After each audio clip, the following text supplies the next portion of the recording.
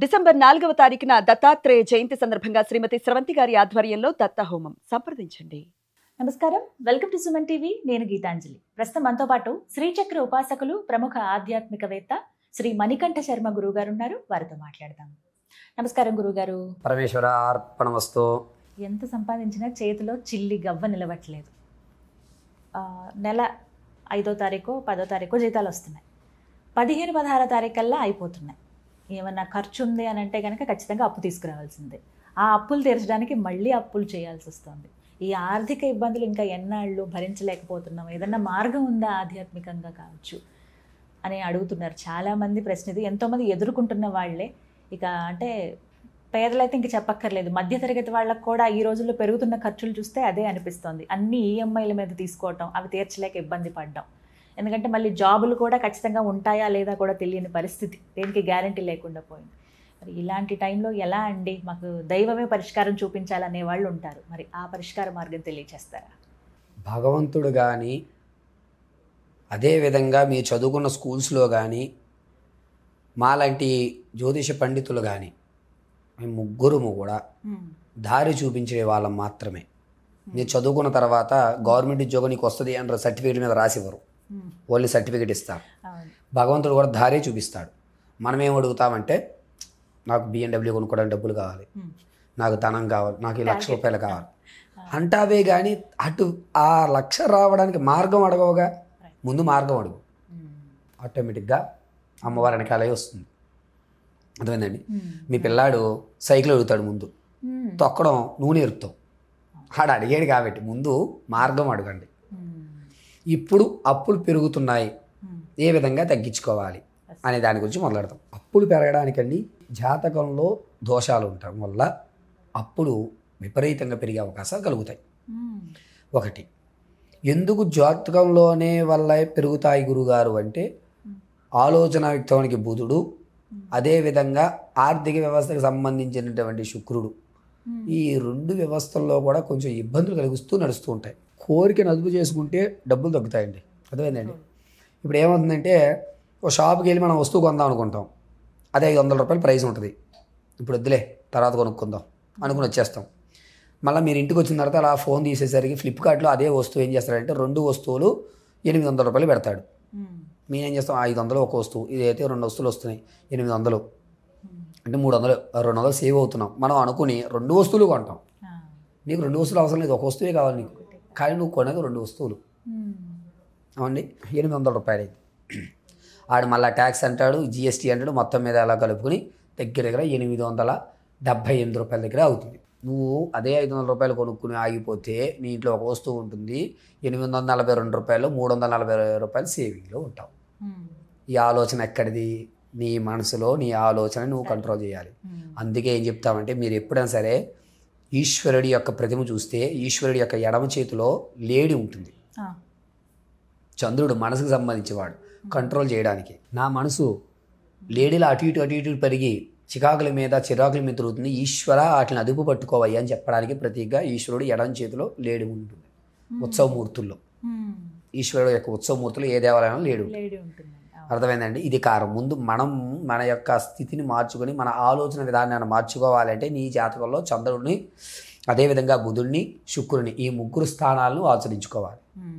రెండోది, అప్పు తెచ్చుకున్నారు, తీరుతోంది, కానీ చిట్ట చివరికి వచ్చేసరికి వేరే అప్పు చేసి దీన్ని తీయాల్సి వస్తుంది. ఇది దీని గురించి ఏంటంటే, కొన్ని దేవతామూర్తి విగ్రహాలు మనం ఆరాధన చేసేదాన్ని బట్టి ఆధారపడి ఉంటాయి. ఇప్పుడు దీపావళి, మనం వెళ్ళిన దీపావళికి లక్ష్మీ గణపతి పూజ చేశారు కదా అందరూ. ఎలా చేశారు? లక్ష్మీదేవి, గణపతి ఇద్దరిని పక్క పక్కన పెట్టారు. దీన్ని లక్ష్మీ గణపతి అన్నారు. అది లక్ష్మీ గణపతి కాదు, అసలు కానే కాదు. లక్ష్మీదేవి గణపతి ఒళ్ళో కూర్చుని ఉండాలి, అది లక్ష్మీ గణపతి. లక్ష్మీదేవి పూజ చేశారు కదా మన వరలక్ష్మి వ్రతాల్లో. ఏం చేశారు? ఓ లక్ష్మీదేవి అమ్మవారిని తెచ్చుకున్నారు, చక్కగా కలశం పెట్టుకున్నారు, మీ బంగారు ఆభరణాలు పెట్టుకున్నారు. లక్ష్మీదేవి వాహనంగా ఉన్నాడు గొడ్లగోప ఎక్కడుంది? గొడ్లగోప ఆరాధన కానీ, లేదా ముసలి మీద లక్ష్మీదేవి కూర్చున్న విగ్రహం కానీ ఉంటే మీకు లక్ష్మీ కలిసి వస్తుంది. ఆ విగ్రహాలు ఉంటేనే ఎందుకు వస్తుంది గురుగారు అని అంటే, మన ఆలోచన విధానం మారుతుంది, నారాయణ కటాక్షం కలుగుతుంది. ముసలి మీద లక్ష్మీదేవి అమ్మవారు కూర్చుంటుంది. ఈ ప్రక్రియ మీకు ఎక్కడ కనబడుతుంది అంటే కాశీలో ఒకటి కనబడుతుంది. కాశీలో విగ్రహాలు అమ్మే చోట మొసలి మీద అమ్మవారు కూర్చున్నది. ఇదే విధంగా ఈ మధ్యకాలంలో చాలా వరకు పూజా స్టాల్లో కూడా గొడ్లగోప మీద అమ్మవారు కూర్చుంది. ఆ ప్రతిమలు గొడ్లగోప ఒకటి పెట్టుకోకూడదు, గొడ్లగోప పక్కన అమ్మవారు కూర్చుని ఉంటుంది.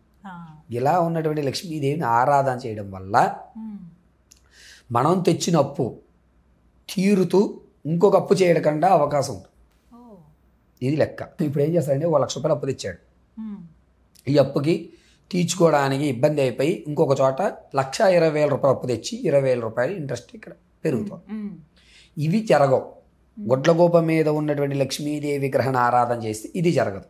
ఈ 1,00,000 రూపాయలని తీర్చే మార్గం దొరుకుతుంది, ఖచ్చితంగా దొరుకుతుంది. ఏ విధంగా చేయాలి, చేసే విధానం ఏమిటి? లక్ష్మీదేవిని తెచ్చుకుని ఏం చేసేసేయాలి అంటే, నువ్వేదో భూంబా అనక్కర్లా. ఓం శ్రీం హ్రీం క్లీం కమలే కమలాలయే ప్రసీద ప్రసీద శ్రీం హ్రీం శ్రీం శ్రీ మహాలక్ష్మి నమో నమః అని చెప్పేది. ఇలా చెప్పుకోండి. లేదు ఇంత పెద్ద పదాలు నేను చదవలేడు గురువుగారు అంటారా, మహాలక్ష్మీదేవి నమో నమః అనుకుంటూ ఒక 108 తెల్ల గురువింద గింజలు దొరుకుతాయి. 108 గురువింద గింజలు ఒక డబ్బాలో పెట్టండి, ఒక్కొక్కటి తీయండి. అమ్మవారి ముందు చిన్న పాత్ర పెట్టండి. శ్రీ మహాలక్ష్మీ నమః మహాలక్ష్మీ నమః. గురువింద గింజలు జపమాల తిప్పుతానంటే కుదరదు. అలాగని చెప్పి కమల గింజలతో చేస్తానన్నా కుదరదు, తామర గింజలు కూడా కుదరదు. కేవలము తెల్ల గురువింద గింజలతో మాత్రమే అన్నాడు. దీనివల్ల ఏమవుతుందంటే మనకి వచ్చేటువంటి, అంటే మనం అప్పు తీరుస్తున్నప్పుడు మీకేవయ్యా అన్ని అప్పులు తీర్చేస్తున్నావు అని ఏడ్చేవాళ్ళు ఉండరు. ఇది కూడా అర్థం చేసుకోవాలి. ముందు మనం పాజిటివ్కి వెళ్ళేటప్పుడు మనకు ఉన్నటువంటి నెగిటివ్ని పట్టించుకోకూడదు. ఈ పట్టించుకోకుండా ఆలోచిస్తాం. మనం ఒక స్టార్ట్అప్ కంపెనీ చేద్దాం అనుకున్నాం కదా, వర్కౌట్ అవుద్దా, నువ్వు ఎక్కడ చేయగలుగుతావా లేరా, ఎంత అవుతుందో తెలుసా నీకు? అది ఇటువంటి మాటలు వినకూడదు. చెవిటి కప్ప బావిలోంచి దూకింది అన్నట్టుగా మాటలు వినకూడదు. నువ్వు చేసేది ఇప్పుడు చేసుకోవాలి, ఇప్పుడు పడితే అప్పుడు చేయకూడదు. లక్ష్మీదేవి పూజ, లక్ష్మీదేవి పూజ చేయడానికి ఎదురుగుండా నేతి దీపారాధన చేసి సాయంత్రం వేళ 9 to 10:30 లోపు చేసుకోవాలి.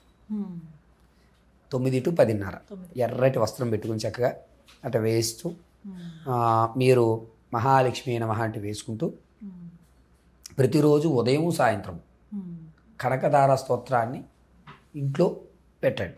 పాజిటివ్గా టైమింగ్ మీ ఇష్టం, కానీ ఉదయం సాయంత్రం కనకదార స్తోత్రం ఖచ్చితంగా పెట్టాలి. పెట్టిన తర్వాత ఉసిరికాయ ఇప్పుడు వస్తాయి కదా, పెద్ద ఉసిరికాయలు, రాతి ఉసిరికాయలు కాదు, చిన్న ఉసిరికాయలు, వాటి నైవేద్యం పెట్టాలి. అందులో కూడా తేనె వేసి నైవేద్యం పెట్టి దాన్ని స్వీకరించాలి. ఉదయం పెట్టింది మధ్యాహ్నం కానీ లేదా సాయంత్రం కానీ స్వీకరించాలి.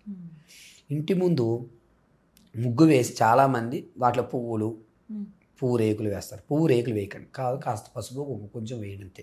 పువ్వు రేకులు వేయకండి. ఇలా చేసుకోండి, ఖచ్చితంగా అమ్మవారి అనుగ్రహం కలుగుతుంది. ఎన్ని రోజులు చేయాలి? మ్యాక్సిమం అయితే నేనైతే 11 రోజులు చెప్తానండి. అంటే మనకు ఒక పాజిటివ్ వైబ్రేషన్ వస్తుంది. ఆ పాజిటివ్ వైబ్రేషన్ వచ్చింది కదా అని చెప్పి వదిలేయకూడదు, దాన్ని కంటిన్యూ చేసుకోండి. వైబ్రేషన్ పాజిటివ్గా వచ్చింది అనడానికి సాంకేతం కూడా చెప్తాను. మీరు ఖచ్చితంగా అమ్మవారి మీద ధ్యాస ఉంచి లక్ష్మీదేవి నా ఇంట్లో స్థిరంగా ఉండిపోవాలనుకున్నావు ఉండదు.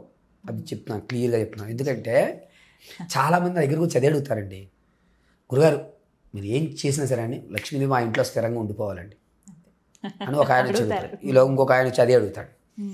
ఒకే వ్యక్తి 2 ఇద్దరిలో ఎలా స్థిరంగా ఉంటుంది? నా కొడుకు ఉన్నాడు, నా కొడుకుని మీ ఇంటికి పంపించి స్థిరంగా ఉంచేసుకోండి అంటారా? ఆవిడ లక్ష్మీదేవి అండి, శ్రీనివాస హృదయ వృక్షస్థల స్థిర నివాసి స్పష్టంగా ఉంది కదా, స్థిర నివాసి. ఆవిడ ఆయన సొత్తు. ఆవిడ మనకి మీ ఇంట్లో మీ అక్క మీ చెల్లి వీళ్ళు లక్ష్మీ స్వరూపాలు. వీళ్ళకి వివాహం చేసిన తర్వాత వచ్చి సరదాగా ఆ పండగ రోజు రావడం, ఆనందదాయకంగా ఉండడం, చెల్లితో మాట్లాడడం, మళ్ళీ పంపించాడు అంతే. అలాగే లక్ష్మీదేవి రావాలి. ఇప్పుడు నేను కారు కొనుక్కోవాలి, అమ్మ లక్ష్మీదేవి నేను కారు కొనుక్కోవాలమ్మా, కాస్త దారి చూపించు, అప్పులు తిరిగే మార్గం చూపించు. కారు కొనుక్కున్నాను చాలమ్మా, కొంత గ్యాప్ ఇవ్వండి. పక్క ఇంట్లో ఆయన కూడా ఉన్నాడు కదా పాపం, ఆయనకి ఏవో కోరికలు ఆయన తీసుకుంటాడు. ఆయన ఇల్లు ఏదో కొనుక్కుందాం అనుకుంటాడు, ఆయన ఇంటికి పంపించాడు. ఆయన అయిన తర్వాత పక్కన అలాగా స్థిర నివాసంగా నా ఇంట్లో ఉండాలి అనుకోవడం భ్రమ. నాకు ఫస్ట్ భగవంతుడు మనం అడగాల్సింది నాకు దారి చూపించు. రెండవది కాన్సన్ట్రేషను. మూడోది మీకు జరుగుతున్న మార్గంలో వస్తుందనుకోండి, అంటే వైబ్రేషన్స్ కానీ వస్తున్నాయి అనుకోండి, చెయ్యి వదలడం నేర్చుకోండి, అంటే దానం చేయడం నేర్చుకోండి. ఆ దానం నీకు రెండింతలుగా కలిసి వస్తుంది. మీరు ఇప్పుడు ఏది ఇచ్చారో అది రెండింతలుగా వస్తుంది, ఖచ్చితంగా వస్తుందండి. మీరు ఈ నెలలో 1,00,000 రూపాయల అప్పులో ఒక 40,000 తీర్చారనుకోండి, 60,000 అప్పు ఉంది కదా, ఈ 60,000 అప్పులో కొద్దిగా ఈ నెలలో ఏంటంటే ఒక 5,000 తెచ్చండి, ఇంకొక 5,000 తీర్చకండి. ఆ 5,000 పెట్టి 5,000 ఒక 1,000 రూపాయలు పెట్టుకుని ఏదన్నా గుళ్ళలో మీరే పులిహోర నైవేద్యం వండి తీసుకెళ్ళండి. నా అప్పు ఇంత తీరింది కాబట్టి నేను పేద ప్రజలకు పెట్టండి. మీరే స్వయంగా వండి చేసి సిగ్నల్ దగ్గర పంచండి. గుళ్ళల్లో చాలామంది పెడుతున్నారు, అన్నదానాలు జరుగుతున్నాయి, మీరు కొత్తగా వద్దు. అక్కడికి మన గుళ్ళల్లోకి ప్రవేశించకూడని వాళ్ళు కొంతమంది, రానివ్వని వాళ్ళు కొంతమంది ఉన్నారు కదా, బెచ్చగాళ్ళు, యాచకత్తులు, వాళ్ళకి ఇవ్వండి, ఆటోమేటిక్గా ఉంటుంది. రెండోది, మీ ఇంటికి లక్ష్మీదేవి ప్రవేశించింది అనడానికి సింబల్ ఏంటంటే, మీరు ఎప్పుడైతే మనస్ఫూర్తిగా ఈ విధంగా కనకదార స్తోత్రం వింటూ దీపారాధన చేసి ఉసిరి నైవేద్యం పెట్టి ఇది పెట్టారో, సాయంత్రాలు గాజుల శబ్దం వినబడుతుంది, ఖచ్చితంగా వినబడుతుంది. అప్పుడు నీ ఇంట లక్ష్మీదేవి వచ్చి ఆడుకుని వెళ్తుంది. పక్కింటి పాప మన ఇంట్లోకి వచ్చి ఆడుకుంటాం, ఎంత ఆనందపడతామో 10 నిమిషాలు, అంతకు మించి ఆనందం కలుగుతుంది. చక్కగా నీ మనోవాంఛలన్నీ తీరుతాయి. చిన్న పిల్ల స్వరూపంగా వచ్చి గాజు శబ్దం చేస్తుంది అమ్మవారు, ప్రశాంతంగా ఉంటుంది. నీకు డబ్బులకి టెన్షన్ ఉండదు. అప్పు తీర్చాలా, తీర్చేద్దాం అని ఒక కాన్ఫిడెన్స్ పెరుగుతుంది. అది వచ్చింది అని నువ్వు ఎక్కడికి వెళ్ళి ఎన్ని అప్పులు చేసి తీసుకెళ్తావు.